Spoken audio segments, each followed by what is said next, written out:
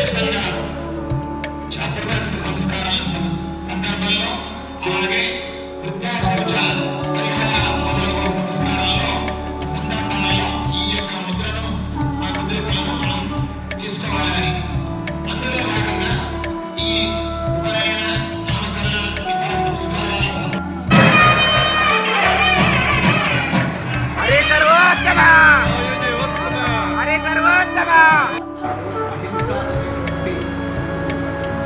పాలించే ప్రతి ఒక్కరు కూడా ఆచరించగలరు. ఇందులో 4 మాసాల పాటు ఒక చోట ప్రయాణం చేస్తున్నా